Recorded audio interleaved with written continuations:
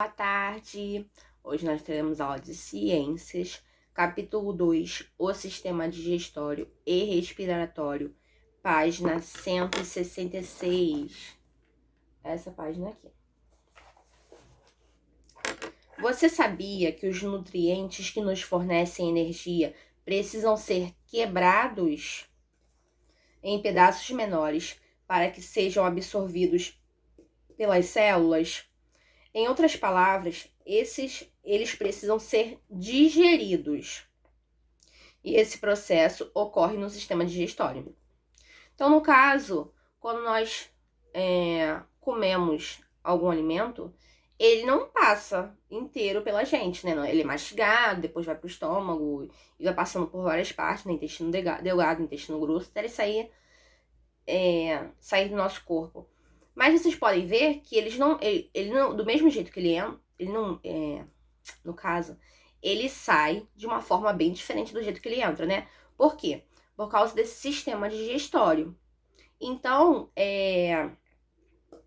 para que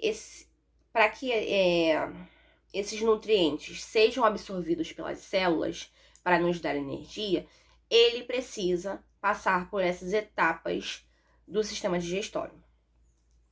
O sistema digestório é formado pelos seguintes órgãos: boca, faringe, a faringe é mais ou menos assim, né? Aqui assim.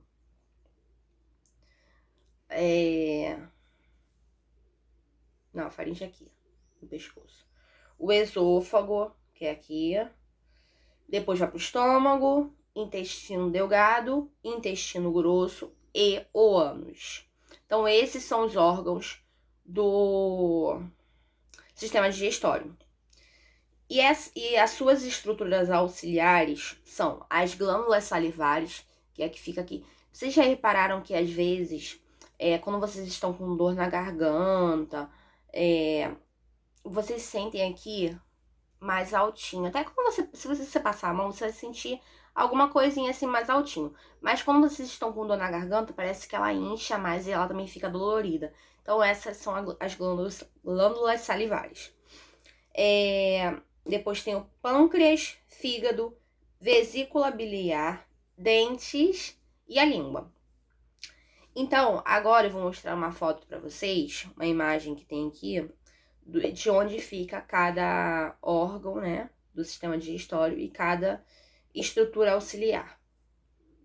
Então, agora nós temos uma imagem, né? Aqui fica a boca, as glândulas salivares são essas aqui, né? Que elas ficam aqui onde eu mostrei pra vocês. A faringe, que ela fica... Tá vendo que ela fica mais ou menos aqui? Eu acho que é próximo ao pescoço, sei lá. Depois nós temos o esôfago, que é por onde passa o alimento, né? O alimento vai da nossa boca, ele vai pra faringe, da faringe ele passa pelo esôfago, né? Pra poder chegar até o estômago. E nós temos aqui, ó, o estômago, né? Que é esse aqui. O fígado, que é esse marronzinho aqui. Temos a vesícula biliar, que é esse aqui, que é meio verde, né, na imagem.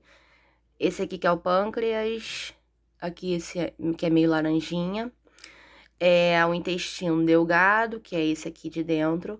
O intestino grosso, que é esse aqui, né, que é mais grosso, que é o de fora. E nós temos o ânus também, que é por onde sai o alimento. Primeiramente, ingerimos os alimentos, ou seja, levamos até a boca. Nessa etapa, o alimento é mastigado e triturado com auxílio da língua e dos dois dentes, né? Quando nós estamos assim, ó, mastigando. Ainda há a produção da saliva pelas glândulas salivares, que contribui para o umedecimento dos alimentos.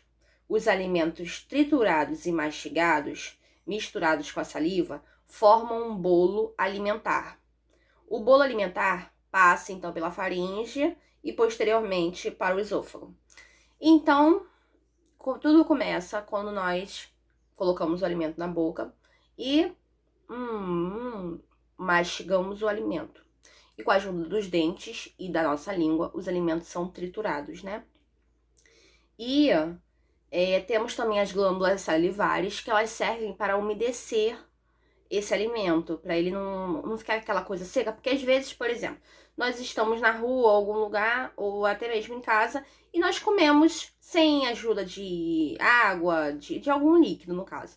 Então, para não ficar aquela comida seca, nós temos as glândulas salivares, que servem para umedecer o alimento. E o alimento vai ficar triturado, né, mastigado, e misturado com a saliva. Então, ele vai virar um bolo alimentar. E ele vai passar para o nosso esôfago, não, para nossa faringe, e depois para o nosso esôfago.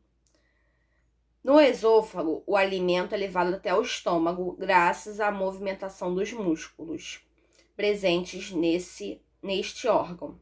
Movimentos peristálticos, que empurra o bolo alimentar. O bolo alimentar chega ao estômago. Quando o bolo alimentar chega ao estômago, ele sofre a ação de enzimas encontradas no suco gástrico, produzido pela mucosa, parede do estômago. O bolo alimentar passa a ser chamado de quimo, e é conduzido até o intestino delgado. Então, aqui no esôfago, né? O esôfago, ele vai levar o alimento até o estômago através do músculo, né? Que é do movimento peristáltico. Então, ele vai empurrar esse alimento até o nosso estômago. Quando ele chegar ao nosso estômago, ele vai sofrer a ação de enzimas encontrada no suco gástrico, que fica na parede do estômago. Que é como se fosse... É como se fosse meio que para desfazer mais o alimento, né, no caso. E esse bolo alimentar, ele vai passar a se chamar quimo. E ele vai ser levado, né, do estômago, depois que o estômago fizer todo o processo, com o suco gástrico, vai empurrar esse alimento para o intestino delgado. No intestino delgado, o quimo sofre a ação de enzimas presentes nos líquidos produzidos pelo fígado, pelo próprio intestino e pelo pâncreas. No intestino delgado, o quimo passa a ser chamado de quilo.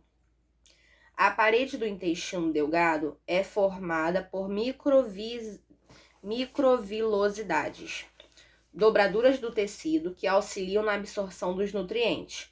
Então, quando no alimento já não é mais o caso, né, de chamar de alimento. Quando o quimo, né, ele chega ao intestino delgado, ele sofre ações de enzimas tanto do intestino delgado quanto do fígado e do pâncreas, que são produzidos, né, no caso, essas enzimas são produzidas pelo fígado, pâncreas e intestino delgado. Então, ele começa a sofrer uma alteração e ele passa a ser chamado de quilo. E a parede do intestino delgado é formada por microvilosidades, que são dobraduras no tecido que auxiliam a absorção de nutrientes. Por quê? Desde que o alimento chega no nosso corpo, gente, né, até a hora que ele sai, o nosso corpo ele tenta pegar o máximo de nutrientes possíveis desse alimento. Então, em cada fase que ele vai passando, né? Por exemplo, tá no estômago. No estômago ele vai lá tentar pegar os nutrientes. Passou pro intestino delgado, o intestino delgado ainda vai tentar, acho que ainda tem mais algum nutriente aqui para eu pegar. Então, ele vai sempre tentar pegar o máximo de nutrientes possíveis desse alimento.